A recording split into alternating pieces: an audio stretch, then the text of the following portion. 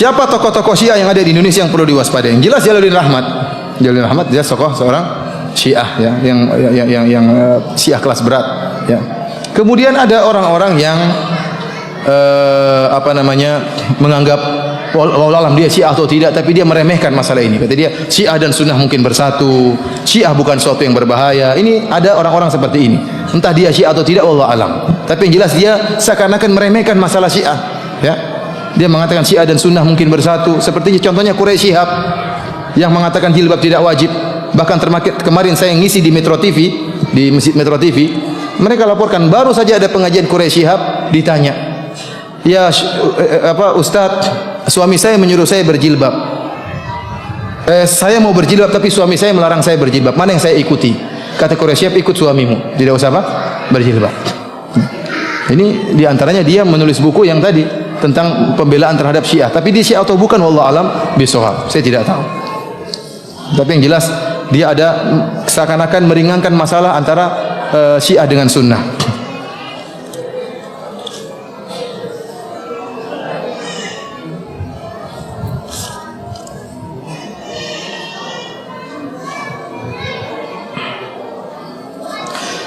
Ustaz, mohon penjelasan istilah berikut: liberalisme, sekularisme. Liberalisme adalah liberal yang menganggap semua agama benar. Yahudi dan Nasrani masuk surga, ya. Jadi surga bukan cuma milik orang Islam aja, Yahudi dan Nasrani juga masuk surga. Adapun sekularisme adalah kehidupan sekuler, berusaha memisahkan antara agama dengan kegiatan duniawi. Jadi kata mereka agama yang penting di masjid saja, di luar daripada masjid itu dunia murni, ya. Ini sekuler. Ustaz, tolong sebutkan imam ahlul bait yang ahlu sunnah. Semua imam ahlul bait ahlu sunnah. Hasan, Husain, Zainal Abidin, Muhammad Al-Baqir, Ja'far As-Sadiq, semuanya ahlu sunnah. Hanya saja orang-orang Syiah membuat riwayat-riwayat palsu dari mereka. Dan saya bilang sama antum, ya, bahwasanya tidak ada riwayat orang Syiah yang bisa kita sahihkan, tidak ada. Kita orang ahlu sunnah punya kriteria. Apa yang disebut dengan hadis sahih? Hadis sahih adalah hadis yang diriwayatkan oleh orang yang thiqah dan sanadnya bersambung. Itu kan definisi dari hadis yang sahih. Hadis yang diriwayatkan oleh seorang yang thiqah, yang dhabit dengan sanad yang bersambung sampai Rasulullah sallallahu alaihi wasallam. Orang-orang Syiah tidak mungkin kita ketahui hadisnya sahih atau tidak. Kenapa? Karena keyakinan mereka boleh bertaqiyah. Di antara agama mereka boleh apa? Berdusta. Boleh berdusta demi agama. Sekarang kalau ada hadis dari orang Syiah, kita tahu dari mana dia sedang bertaqiyah atau tidak? Tidak ketahuan. Kalau gitu bagaimana kamu tahu hadisnya sahih? Bisa jadi tatkala riwayat yang kamu baca dia sedang bertaqiyah, iya atau tidak? Tidak pernah dijelaskan oleh orang Syiah bagaimana mengetahui sedang bertaqiyah atau tidak sedang bertaqiyah. Tidak pernah mereka jelaskan. Oleh karena seluruh riwayat, kita kalau ahlu sunnah ada seorang sekali berdusta riwayat matruk, ditinggalkan riwayatnya. Tapi orang Syiah boleh berdusta dalam masalah agama. Thayyib, riwayat yang kalian datangkan dari orang Syiah, ini perawi kalian sedang berdusta atau tidak, sedang bertaqiyah atau tidak? Tidak ada yang tahu. Oleh karena tidak mungkin antum mendapatkan hadis sahih, riwayat sahih dalam buku-buku orang Syiah sesuai dengan definisi sahih menurut Ahlus Sunnah wal Jamaah.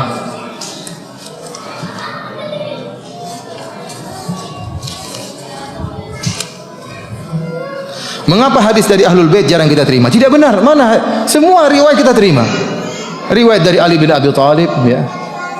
Justru misalnya hadis-hadis Ali bin Abi Thalib kita terima, seperti tadi hadis yang kita sebutkan tadi. Adapun maksudnya riwayat Ahlul Bait dari sampai Ja'far As-Sadiq dari buku Al-Kulainiyah, ini bagaimana kita mau terima kalau isinya seperti ini?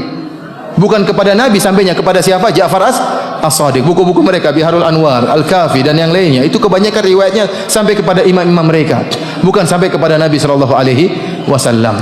Justru kita dapati orang-orang ahlu sunnah meriwayatkan kemuliaan Ahlul Bait. Contohnya Aisyah radhiyallahu anha. Aisyah radhiyallahu anha yang meriwayatkan hadis tentang kemuliaan Fatimah, ya, Sayyidu Nisa'il Alamin. Fatimah adalah pimpinan seluruh wanita di atas muka bumi ini. Siapa yang meriwayatkan? Aisyah radhiyallahu taala anha. Aisyah yang meriwayatkan tentang hadis hadisul kisah tentang Rasulullah tatkala meluk Ali bin Abi Thalib, kemudian Fatimah, kemudian Hasan dan Husain, kemudian Rasulullah SAW mendoakan mereka. Siapa yang meriwayatkan? Aisyah radhiyallahu taala anha. Abu Hurairah radhiyallahu anhu meriwayatkan banyak hadis-hadis tentang kemuliaan Ali bin Abi Thalib. Justru kalau mereka benci kepada Ali bin Abi Thalib, benci kepada Fatimah dan Hasan dan Husain, mereka tidak akan meriwayatkan hadis-hadis tersebut. Justru hadis-hadis tentang kemuliaan Ahlul Bait yang meriwayatkan siapa? Ahlus Sunnah wal Jamaah, artinya para sahabat yang lainnya. Adapun perkataan kenapa kita tidak menerima riwayat Ahlul Bait, ini dusta, tidak benar. Ya, kalau riwayat yang tersebut dalam kitab Al-Kafi, kemudian riwayat ngaco seperti itu, riwayat-riwayat yang amburadul seperti itu, bagaimana kita mau terima? Kita bilang apa kriteria hadis sahih? Kalau kita Ahlussunnah wal Jamaah, perhatikan, kita punya buku Sahih Bukhari, Sahih Muslim, Sunan Abi Daud, Sunan Nasai, perawi-perawinya itu semuanya ada biografinya. Semuanya ada biografinya sehingga kita bisa bedakan. Oh, ini hadis dhaif, hadis sahih. Kenapa? Perawinya bermasalah.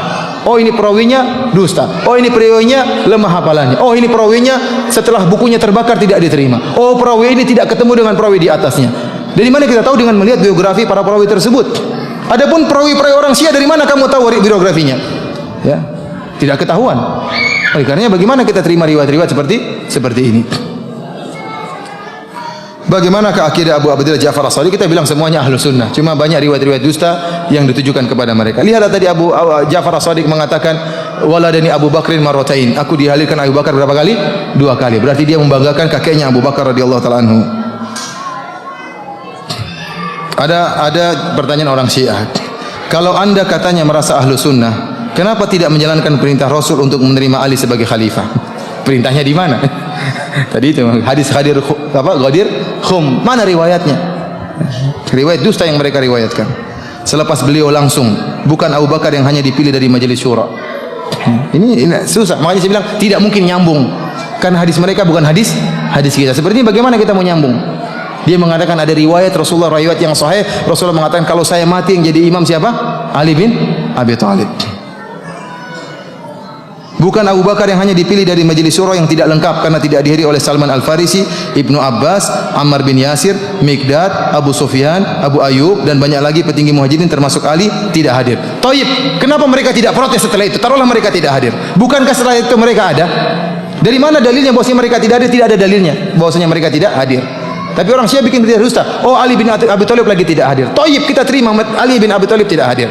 Salman Al-Farisi tidak hadir. Ammar bin Yasir tidak hadir. Thayyib, setelah Abu Bakar jadi khalifah, kenapa mereka tidak protes? Apa yang mereka takutkan? Bukankah mereka bisa ingatkan, wahai para sahabat, bukankah Nabi pernah berwasiat? Kemudian kenapa di zaman Umar mereka juga tidak protes? Kenapa di zaman Utsman mereka tidak protes? Kemana? Mereka penakut semua. Karena ini orang Syiah kalau sudah dusta itu dustanya ngaco seperti ini. Ya. Sementara Ali sudah ditunjuk oleh Nabi melalui nas yang jelas, yaitu hadis Ghadir Khum yang sangat mutawatir karena diriwayatkan oleh lebih 70 perawi. Ini dari mana seperti ini? 70 perawi. Benar dalam Sahih Bukhari ada hadis Ghadir Khum, tapi bukan begitu bunyinya bahwasanya kalau saya mati yang menjadi wali siapa? Ali bin Abi Thalib. Ini dari buku mereka. Tapi kalau hadis Ghadir Khum bahwasanya Rasulullah mewasiatkan untuk memperhatikan Ahlul Bait, hadis dalam Sahih Bukhari ada di sini. Tapi kalau maksudnya kalau saya mati jadi Imam Ali bin Abi Thalib, tidak ada. Bagaimana dikatakan mutawatir? Ini kebodohan orang Syiah. Demikianlah ikhwani fillah azanillahu yakum. Ada beberapa syubhat yang ditanyakan tapi saya tidak ingin membahas itu, butuh pembahasan yang panjang lebar lagi, terutama mungkin ada sebagian fitnah perlu dijelaskan secara panjang lebar. Oleh karenanya semoga apa yang kita sampaikan ini bermanfaat ya. Kalau orang Syiah memberikan syubhat-syubhat pinggiran, antum jangan pedulikan, sudah antum tahu akidahnya. Antum terkena syubhat Al-Quran Al-Quran tidak sempurna, kemudian para imamnya lebih daripada para nabi, kemudian para sahabat seluruhnya kafir. Sudah cukup untuk saya tidak mau terima meskipun berbagai macam syubhat yang kau lontarkan ya. Kalau kita tidak bisa menjawab syubhat ini, kita punya jelas akidah mereka ngaco ya. Lihat bagaimana kezaliman mereka yang mereka lakukan sekarang di Suriah, belum lagi mut'ahnya mereka. Oleh karenanya banyak anak-anak muda yang ikut Syiah. Kenapa? Karena ada mut'ahnya, enaknya itu di situ. Mut'ahnya orang Syiah. Jadi mereka senang masuk Syiah ya karena ada mut'ahnya. Allah. Sekarang ini di media sosial, di YouTube, di TikTok atau di apa lagi, itu banyak ustadz-ustadz yang muncul. Ada pesulap merah. Tahu pesulap merah? Berarti aktif pegang HP. Ada Gus Syamsuddin. Lalu ada Husain Ja'far Al-Haddad. Kalau Husain Ja'far Al-Haddad ini, dia latar belakangnya orang Syiah. Dari keluarganya memang orang Syiah. Dia belajar di pondok namanya Yapi di Bangil, Yayasan Pesantren Islam. dan itu pesantrennya Syiah.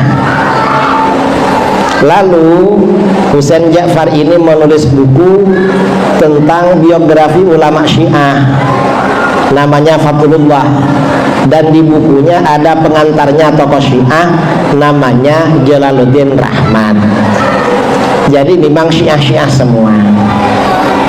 Dan Husain Ja'far Haddad ini podcastnya di YouTube itu sering dengan pendeta-pendeta. Dan kalau diperhatikan ya, saya pernah dapat kiriman videonya dari kawan-kawan. Di video-videonya itu kadang membenarkan ajaran Kristen. Dia pernah mengakui bilang Nabi Isa disalib. Orang Islam gak boleh mengakui Nabi Isa disalib karena bertentangan dengan Al-Quran. Kalau ada orang Islam mengakui Nabi Isa disalib, itu murtad, kufur. Jadi dia ini memang agak liberal. Lalu ketika Husain Ja'far ini dialog dengan pendeta, ditanya, kalau ada orang Islam masuk Kristen atau orang Kristen masuk Islam, gimana menurut kamu? Bagi saya gak masalah, gak apa-apa, katanya. Loh, gak boleh seperti itu. Artinya harus punya kepedulian pada agama Islam. Sabda Rasulullah SAW, "Man lam yahtamma bi amril muslimin falaysa minhum." Siapa yang tidak peduli dengan urusan kaum muslimin, berarti bukan bagian dari mereka. Bagian dari siapa? Berarti bagian dari orang-orang munafik kalau begitu. Jadi kalau kita perhatikan dari podcast-podcastnya, apa namanya ya, postingan-postingannya, postingan videonya, juga latar belakangnya, Husain Ja'far Al-Haddad ini orang Syiah dan liberal. Ahlus Sunnah wal Jamaah gak boleh menjadikan orang seperti dia sebagai rujukan. Apalagi memang sepertinya bukan ahli ilmu. Dari omongan-omongannya itu banyak akal-akalan, gak ada ilmunya. Saya kira seperti itu. Wallahu a'lam.